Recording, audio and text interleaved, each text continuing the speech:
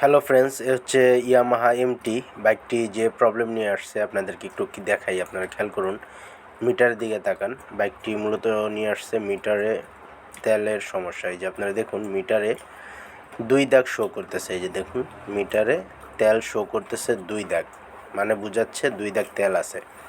আপনাদেরকে একটু টাঙ্কিটা খুলে দেখাই আমরা। টাঙ্কিটা খোলার পরে দেখতে পারবেন তেল কিন্তু পরিমাণের চেয়ে অনেক কম আছে। তো পরিমাণের চেয়ে অনেক কম থাকার কারণেও তেল দেখাচ্ছে 2 দাগ, যার কারণে ভাই এর আগেও কয়েকবার গাড়িটা তেল শেষ হয়ে গেছে, ধাক্কাইছে। তো এই যে আপনারা খেয়াল করুন, তেল দেখাচ্ছে 2 দাগ, অথচ বাইকে তেলের পরিমাণ অনেক কম। তো এই সমস্যাটা নিয়ে আসছে আমাদের আলিফ মোটরসে। এখন আমরা বাইকটা খুলে নিব। খোলার পরে আপনাদেরকে যেটা দেখাবো, আপনাদের বাইকে এরকম সমস্যা হলে কীভাবে সমাধান করে নেবেন। এই যে আমরা ফুয়েল পাম্পটা অলরেডি খুলে হাতে নিয়ে নিলাম। এই যে আমরা খুললাম। খোলার পরে এটা আমরা এখানে আমরা যেটা দেখলাম সেটা হচ্ছে ফুয়েল সেন্সরের যে লাইনটা আছে সেখানে বেশ কিছু কার্বন জমে আছে।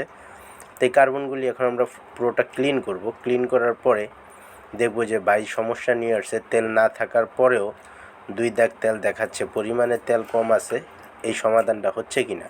তো এই সমস্যা নিয়ে আসছে, আমরা আশা করি ইনশাল্লাহ সমাধান পেয়ে যাবে। তা আপনারাও দেখতে থাকুন। আপনাদের বাইকে যদি এরকম ঝামেলা হয় অবশ্যই এরকমভাবে খুলে সুন্দরভাবে ক্লিন করে নেবেন। আশা করি সমস্যার সমাধান পেয়ে যাবেন। তো আমরা অলরেডি ক্লিন করে ফিটিং করে নিয়েছি, এখন আমরা চেক করব। তো আমরা মিটারটা এখন লো বিমে রাখলাম। লো বিমে রেখে চাবি অন করলাম। আপনারা মিটার দিয়ে খেয়াল করুন, এই দেখুন আমাদের মিটার কিন্তু এখন দেখাচ্ছে, লাফাচ্ছে যে তেল খুব কম সিগন্যাল দিচ্ছে। কিন্তু আপনারা খেয়াল করলেন যে কিছুক্ষণ আগে 2 দাগ দেখাইছে। তো এখন আমরা মিডল পয়েন্টে রাখলাম। মিডল পয়েন্টে রেখে দেখব, আবার চাবি অফ করলাম, অন করলাম। মিডল পয়েন্টে রাখার পরে কী অবস্থা হয় দেখি। তো দেখুন, মিডল পয়েন্টে রাখার পরে এখানে 4 দাগ শো করতেছে। তো এখন আমরা যেটা করব সেটা হচ্ছে ফুল বিমে দিব। ফুল পয়েন্টে রেখে চাবিটা অন করার পরে দেখব কী অবস্থা। তো ফ্রেন্ডস, আলহামদুলিল্লাহ দেখুন আপনারা, আমরা ফুল করার পরে মিটারে ফুল দেখাচ্ছে। তো আলহামদুলিল্লাহ এখন আমাদের এটা ঠিক আছে। আমরা বাইকটা ফিটিং করে নিলাম। ফিটিং করার পরে এখন আমরা চাবিটা অন করে দেখব, ফাইনালি চেক করে দেখব কী অবস্থা।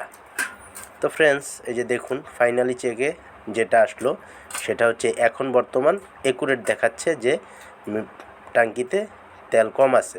তো আপনাদের বাইকেও এরকম সমস্যা হলে এরকমভাবে সমাধান করে নেবেন। ইনশাআল্লাহ আশা করি সমাধান পেয়ে যাবেন। আল্লাহ হাফেজ।